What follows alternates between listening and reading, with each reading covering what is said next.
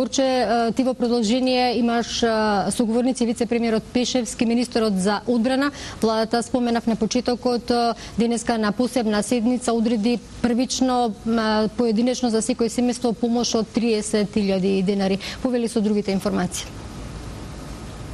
Така, Бети, владините представници се постојано на терен за да може да ги координираат работите од овдека директно од лице место. Со мене се министерот за одбрана Зоран Јолевски и вице-премиерот Владимир Пешевски.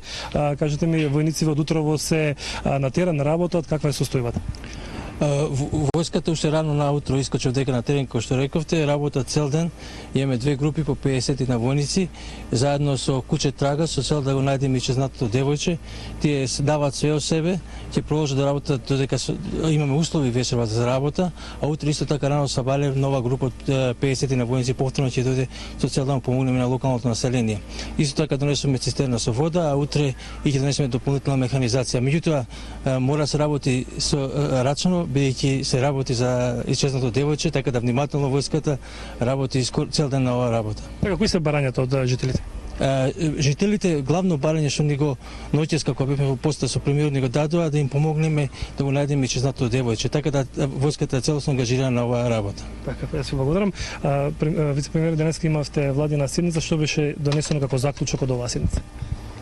Заклучокот е сите државни институции координирано да ги употребат сите ресурси што се на располагање за надминување на кризата. Војската е еден од елементите, тука и МВР, тука се и дирекцијата за заштита и спасување, центарот за управување со кризи, Црвениот крст и ако не е владна институција, сепак се координираме со нив, како и некои приватни компании кои што изразија желба има потреба да помогнат, како што е Евана, бидејќи дел од проблемот и прекинато снабдување со струја. Донесовме и одлука да доделиме парична помош на сите загрозени семејства, првобитно во износ од 30.000, понатаму во зависност од штетата владата ќе заземе став. Така да се она што е потребно во првиот момент, значи екипите за брза помош, снабдување со вода не само од војската, туку и од други институции, сето тоа е направено. Од контактите што ги имаме на терен, луѓето се задоволни од респонзивноста на владата, на она што е преземено, но сепак мораме да констатираме дека се изгубени човечки животи и тоа е најтешкиот дел од оваа трагедија. Што ќе се преземат ли мерки за подоцна? Па има низа на мерки кои треба да се преземат, бидејќи постојат индикации дека на определени места поради можеби не соодветното третирање на градежниот шут има настанато, да речем, поголеми наноси на градежен шут, треба да се значи расчистат улиците, на некои места треба да се обнови инфраструктурата, бидејќи не е само штетата врз приватните објекти, оштетена инфраструктура како водоводи, канализации, дел од електричната мрежа, сето тоа ќе треба да се санира, за тоа ќе биде потребно малку повеќе време, но битно е првобитниот удар да се спречат и болестите, сето она што може да придонесе кон дополнителни компликации да биде спречено.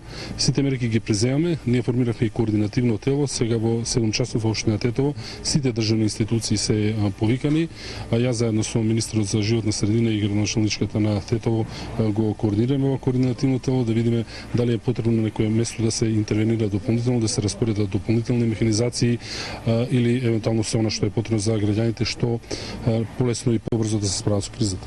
Пешевски и Јолевски, јас ви благодарам што бевте гости во вестите. Во Тетовско продолжува потрагата по исчезнатите лица, она што, како што каже и министерот, приоритет е ставено да се најдат овие две исчезнати лица, а дури потоа ќе се санираат и сите настанати штети, дали на инфраструктурата, дали по приватните објекти. Видите? Да, и за крај уште информација дека и Демократската унија за интеграција денеска изразија сочувство до семејствата на жртвите кои загинаа за време на поплавите и ги повикаа семејствата кои имаат материјална штета да ги следат упатствата на надлежните за проценка на штетата. Бурче, во Шипковица попладнево чинам дојде во посета и лидерот на ДУИ Али Ахмети. Така, денеска во попладневите часови дојде во посета беше и лидерот на Демократската унија за интеграција Али Ахмети и поглаварот на Исламската верска заедница Сулейман Реджепи.